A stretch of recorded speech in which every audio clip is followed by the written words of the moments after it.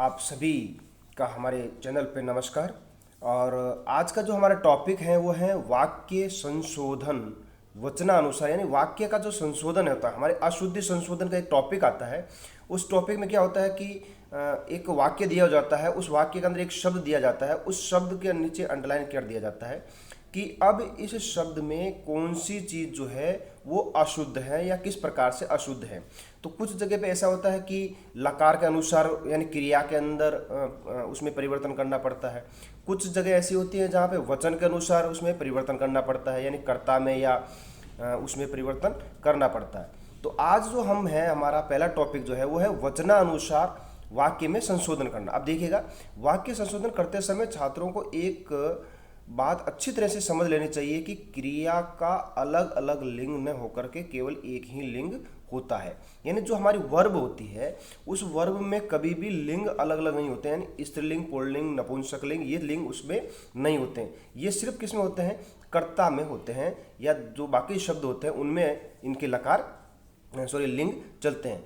Verb में क्या चलता है? वर्ब यानी क्रिया में जो होता है, क्रिया के अंदर सिर्फ लकार चलते हैं।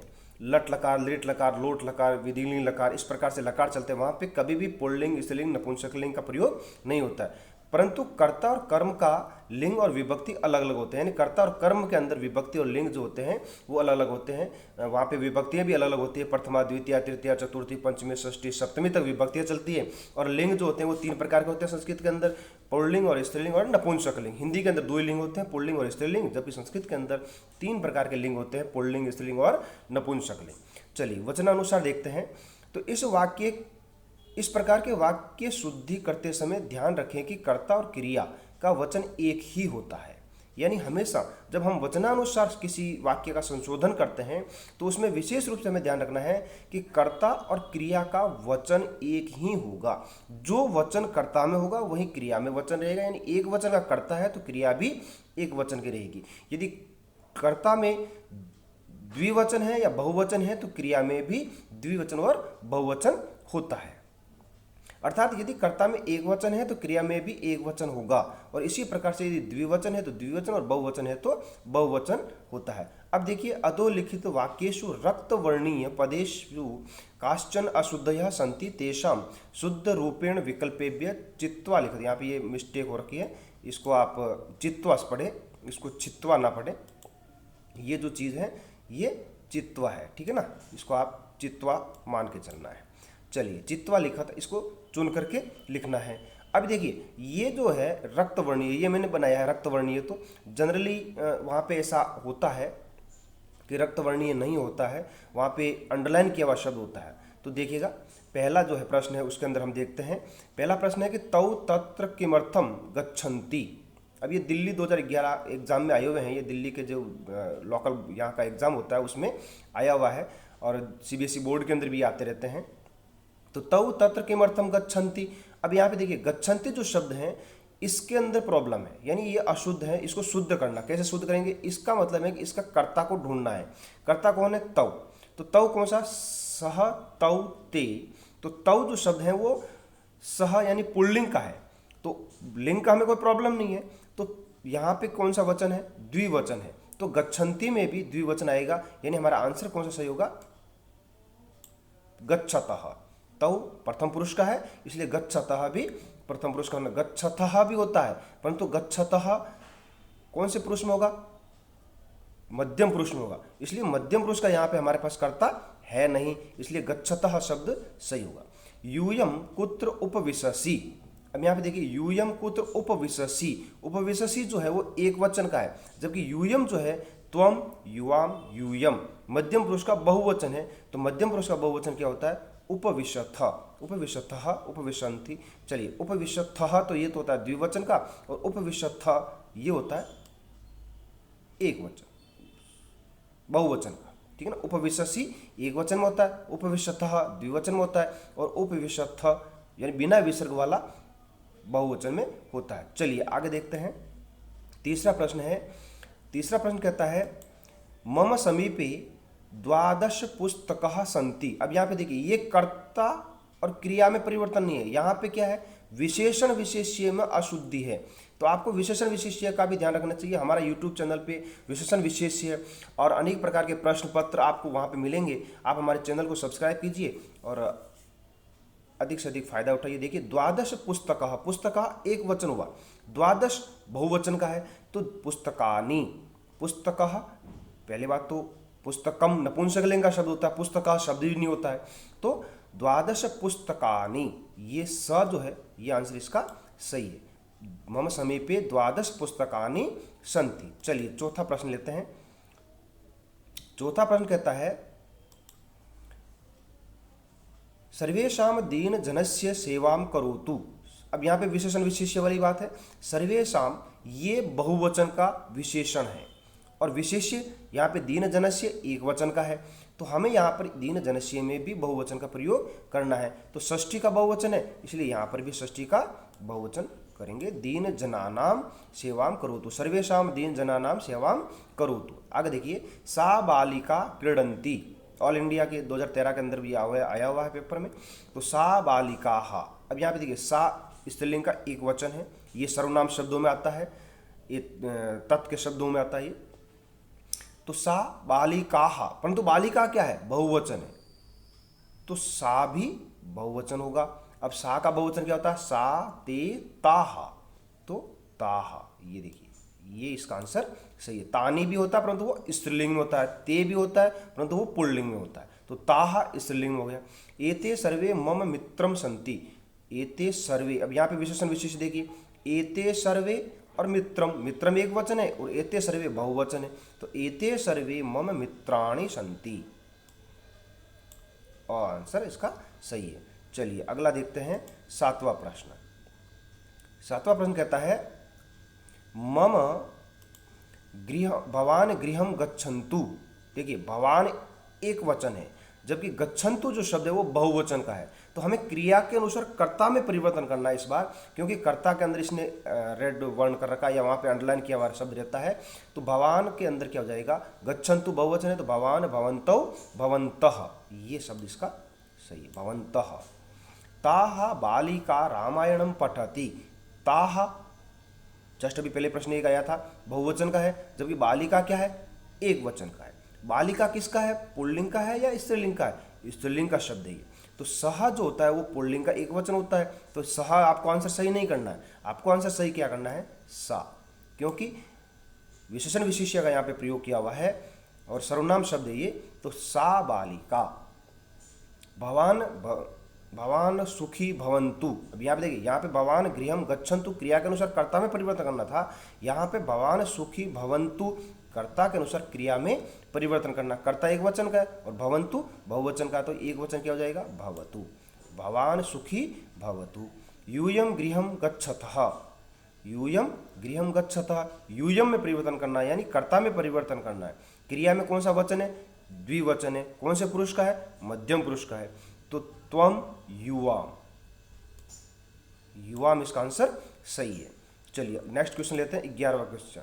आप हमारे इसका ब्लॉगर पे भी इसको देख सकते हैं, ब्लॉगर पे भी हमारे कई सारे ब्लॉग लिखे हैं मैंने, वहाँ पर भी आप इसके आंसर ढूंढ सकते हैं, वहाँ पे आंसर लिखे हुए भी हैं।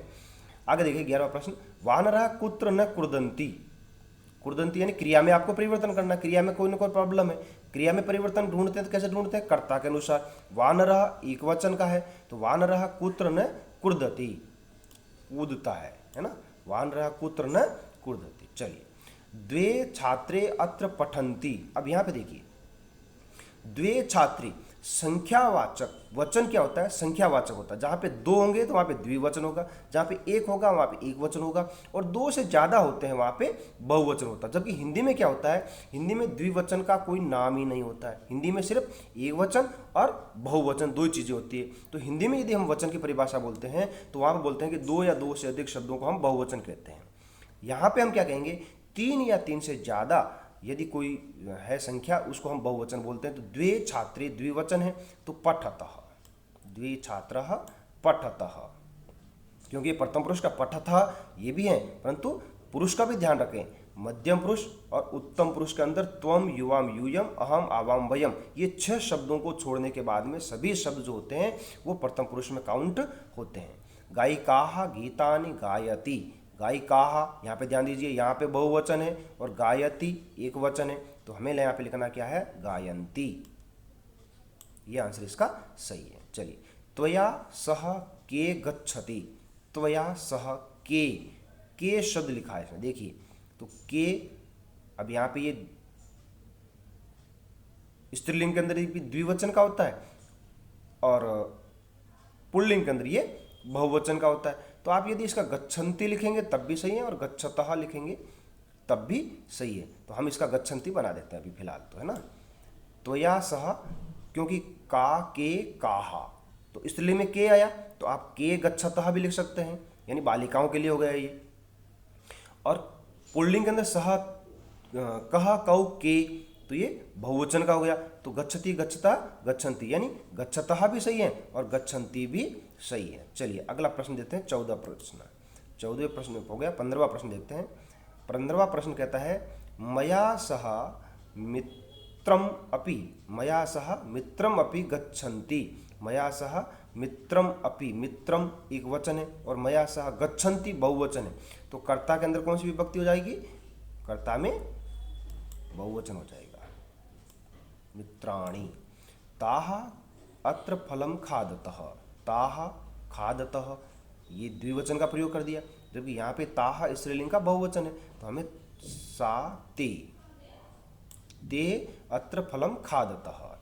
मया सह ते अपि गच्छति, मया सह ते अपि, अब यहाँ पे ते शब्द का प्रयोग किया, परंतु यहाँ पे देखिए पुल्लिंग और स्त्रीलिंग में दोनों में होता है, ये स्त्रीलिंग में द्विवचन में होता है और पुल्लिंग के अंदर ये बहुवचन में होता है, परंतु गच्छतः कहीं नहीं लिखा हुआ है, हमारे पास यहाँ पे लिखा हुआ गच्छन्ति, तो ये आंसर इसका सही है। चलिए, त्वया सह तव पिता अपि गच्छन्ति, पिता एक ही है तो गच्छन्ति बहुवचन हो गया, इसलिए यहाँ पे क्या हो जाएगा, गच्छति। कर्ता से आप पूछ सकते हैं कौन जाता है, पिता जाता है, त्वया सह तुम्हारे साथ, तुम्हारे पिताजी जाते हैं तो पिता एक वचन, इसलिए इसमें भी एक वचन का प्रयोग होगा। 19वां प्रश्न देखते हैं। 19वां प्रश्न कहता है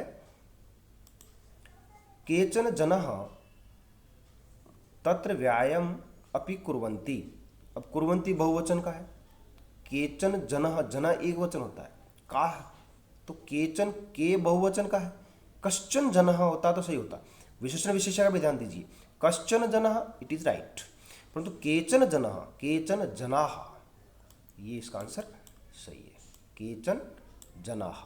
चलिए नेक्स्ट देखते हैं, भवान निर्धनेभ्यः धनम यच्छन्तु, भवान यानी आप, एक ही है आप, भवान भवन्तौ भवन्तः ऐसे रूप चलते हैं इसकी, तो भवान एक वचन है तो यच्छन्तु में भी एक वचन करना है, यच्छतु, भवान निर्धनेभ्यः धनम यच्छतु, येन जनाः शिक्षितः भवेयुः, यहाँ पे विशेषण विशेष्य का प्रयोग है, शिक्षितः जनाः, तो जनाः बहुवचन का है, तो यहाँ पे विशेषण जो है वो बाद में लगा हुआ है और विशेष्य पहले लगा हुआ है, तो शिक्षिताः जनाः, जनाः शिक्षिताः, जनाः शिक्षिताः भवेयुः, क्योंकि जना में बहुवचन है तो यहाँ पे भी हमें बहुवचन करना है। नेक्स्ट देखिएगा 22वां प्रश्न। 22वां प्रश्न कहता है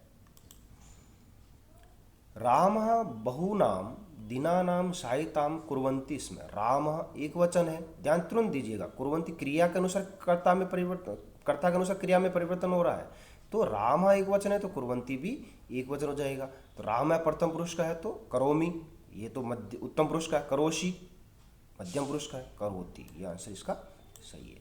भवान कुत्र गच्छति, भवान एक वचन है तो भवान कुत्र गच्छति, गच्छन्ति नहीं गच्छति। बालाः बालैः सह क्रीडतः, बालाः बहुवचन का है, क्रीडतः द्विवचन का है, तो आंसर क्या हो जाएगा, क्रीडन्ति, बालाः बालैः सह क्रीडन्ति। और अंतिम प्रश्न हमारा 25वां प्रश्न जो है वो यह है कि इमे वस्त्राणि मलिनानि सन्ति, इमे, इमे ये द्विवचन है, जबकि वस्त्राणि क्या है, बहुवचन है, तो क्या आंसर आ जाएगा, इमानि, इदम इमे इमानि, तो इमानि वस्त्राणि मलिनानि सन्ति। इस प्रकार से आप हमारे इस जो ये टॉपिक है अशुद्धि संशोधनम या वचनानुसार संशोधनम, इसको आप आराम से इसको कर सकते हैं। आगे का हम और भी इस प्रकार से वीडियो आएंगे, आप उन वीडियोज़ को देखिए और अधिकों अधिक इसका लाभ उठाइए। थैंक यू, धन्यवाद।